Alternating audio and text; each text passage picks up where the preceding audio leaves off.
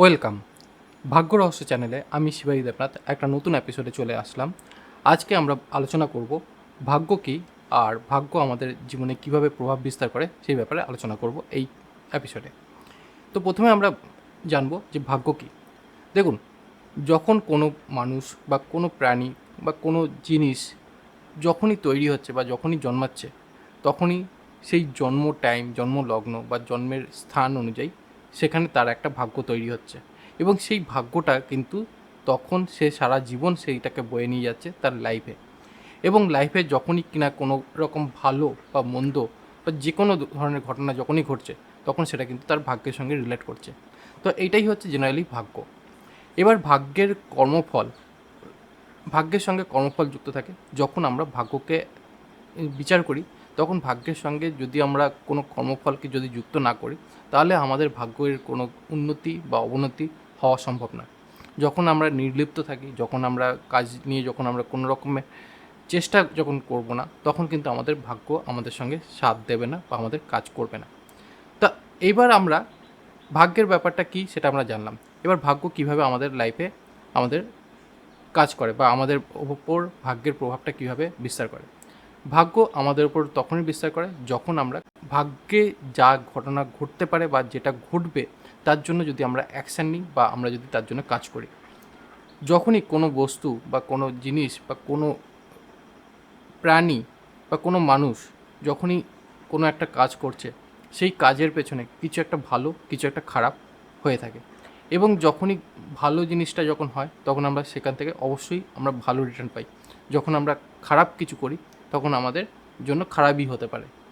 কিন্তু এরকম আমরা দেখে থাকি এমন কিছু জিনিস যেখানে কিনা আমরা আমরা যে কাজটার জন্য আমাদের লাইফে যে সমস্ত জিনিসগুলো আমরা পাওয়ার দরকার, হয়তো আপনার কাছে প্রচুর নলেজ আছে, প্রচুর জ্ঞান আছে, আপনি হয়তো খুব ভালো জায়গায় চাকরি করতে পারেন বা খুব ভালো ব্যবসা করতে পারেন, আপনার সাপোর্ট হয়তো আছে, বাট আপনি তা সত্ত্বেও কিন্তু আপনি আপনার লাইফে আপনি উন্নতি পাচ্ছেন না বা আপনি এগোতে পারছেন না। আপনার কোনো না কোনোভাবে আপনার প্রবলেম আসছে।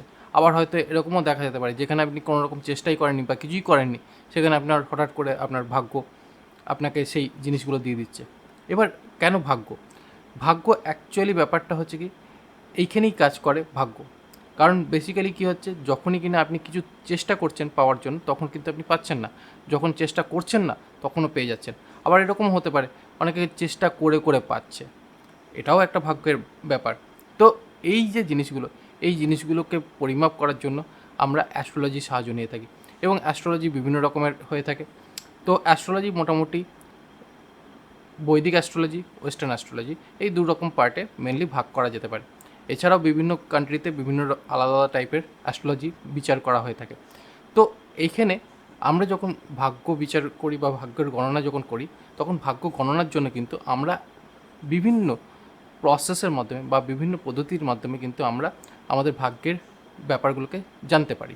এবার ভাগ্যের প্রভাবটাকে কীভাবে আমরা আমাদের কাজে লাগাতে পারি।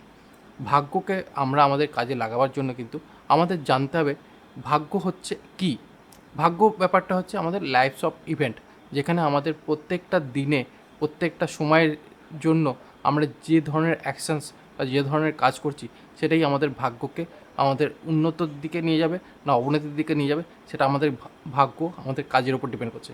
কিন্তু সমস্ত কাজ আমরা চাইলেও করে উঠতে পারি না বা চাইলেও আমাদের দ্বারা হয়ে ওঠে না। কেন হচ্ছে না? সেটা কিন্তু অবশ্যই ভাগ্যেরই নির্ধারিত ব্যাপার।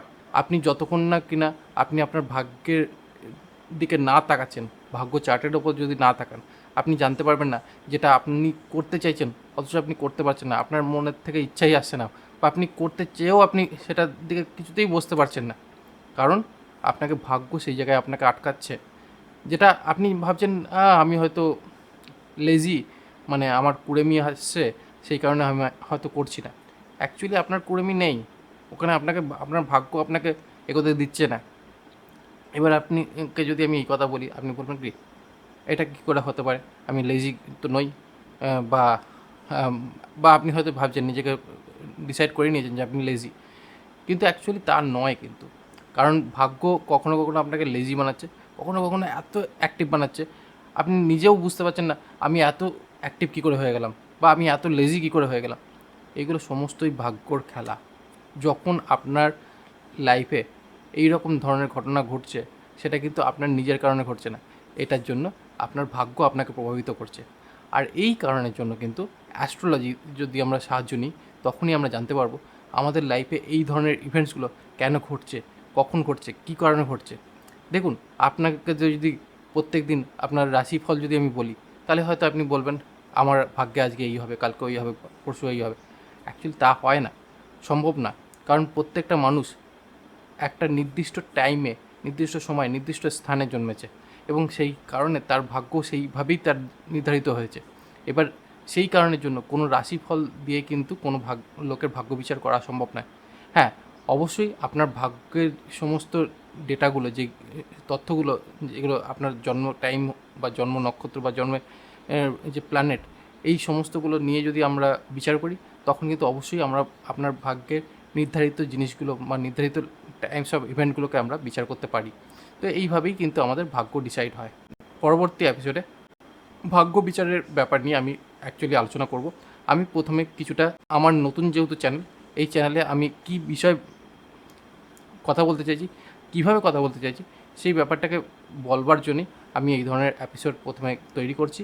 তারপরে আমি অবশ্যই প্র্যাকটিক্যালি আপনাদেরকে ভাগ্য কীভাবে আপনাদের লাইফে কাজ করছে, এবং সেটার জন্য আপনার যে রাশিফল অনুযায়ী আপনার যেটা পাওয়ার কথা সেটা আপনি পাচ্ছেন না কেন, সেটাও আপনারা জানতে পারবেন যদি কিনা আপনারা আমার এই চ্যানেলকে ফলো করেন।